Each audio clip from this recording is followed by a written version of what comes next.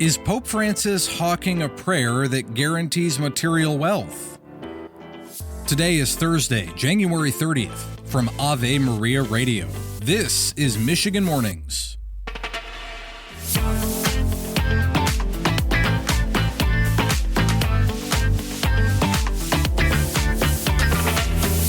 Good morning from Ishpeming. I'm Matthew Handley. I'll have more on that Pope Francis story in just a few minutes, but let's begin with our local news. A Detroit priest has been arrested on a warrant from Joliet, Illinois for battery.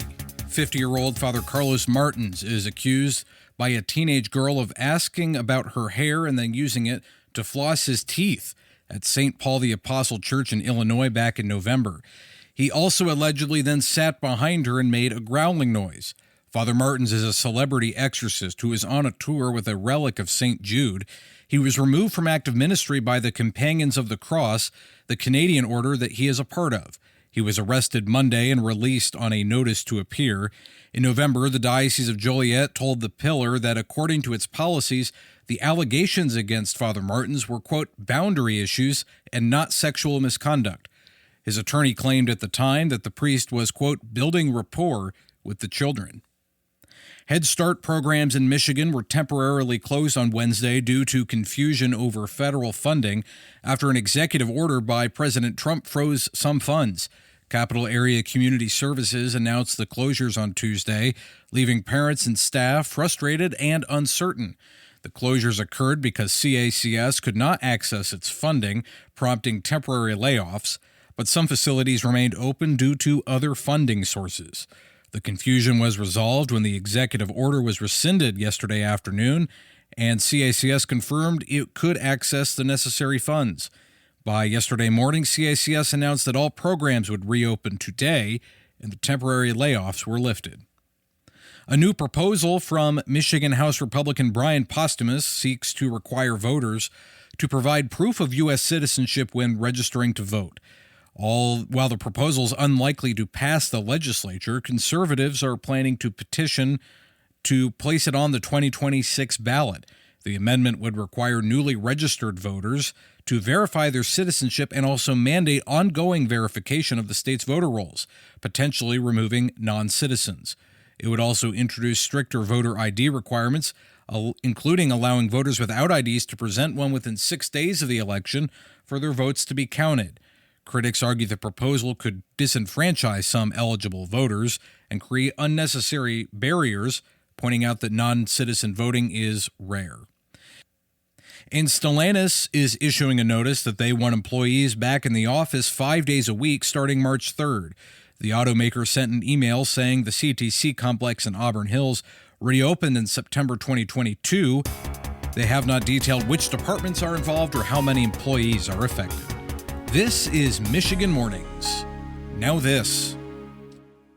Teresa Tomeo. Every time I go to Mass and see my husband serving on the altar as a deacon, it hits me how, with God, all things are possible. I mean, there is no way that we should be still married, number one, based on all the problems we had. But number two, the fact that I'm in Catholic media and my husband is a deacon is simply a testimony to the power of God and the teachings of the church that saved our marriage and, more importantly, our souls.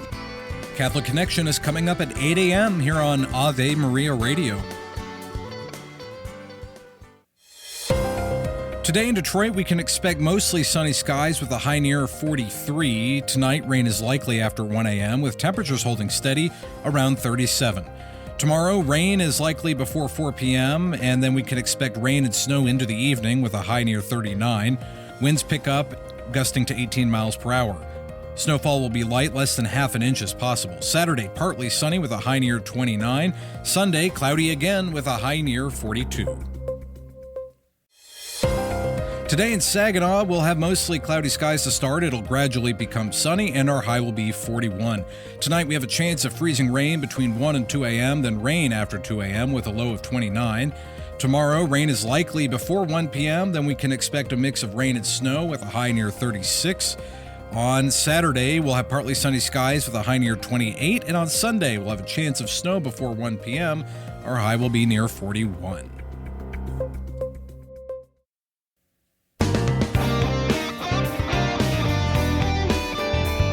Welcome back to Michigan Mornings. I'm Matthew Handley.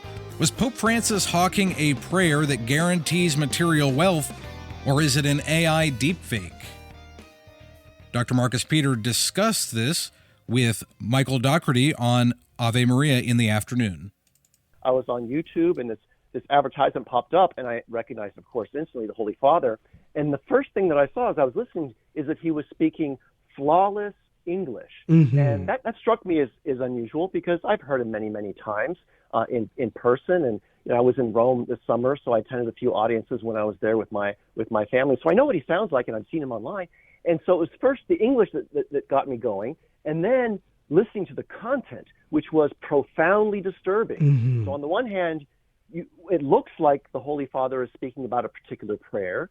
The words he appears to be uttering in this deepfake video, they match his lips, so it's right. Compelling to watch, but it's just a dangerous route, because there's nothing of substance, nothing that reflects our knowledge of what the tradition is and what the genuine role of being prayerful is. And so that, I thought, my first reaction was to chuckle, and then I thought, no, this is serious. I want to document this. So I started recording the videos as they popped up, and then I decided to investigate further. Yeah, and you rightly note, it's easy for someone like you and I to just laugh this off. We can say, this is kind of ridiculous, and you can tell, but frankly, we don't want to not pay enough attention to it. This isn't a matter that's just confined to the realm of jocosity. That there's real concern at play here, that as artificial intelligence gets better and better, especially at deep faking, the reality of the generation of videos such as these, and therefore anywhere from misinformation to misleading individuals in doctrines in the faith, can become true problems. Absolutely. And really the harm is really in two ways. There'll be those who are taken by it and think that they see what appears to be the Holy Father saying these things, and they'll mistake this AI magisterium for the real one. But then there are also those who have no faith at all, and perhaps are even hostile to the church, mm-hmm. and they'll see, it looks like the Pope is selling things, and then it might further harden them to being open to the truths of the Catholic faith.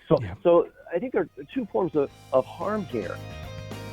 You can catch more conversations like that on Ave Maria in the afternoon. Coming up today at 4 o'clock. John the Serene says, "For God is our strength. He gives himself to us, and we give ourselves to him. Hasten to the physician while you can, or you may not be able to find him when you want him." I'm Matthew Handley. Lord willing, I'll talk to you tomorrow. Goodbye.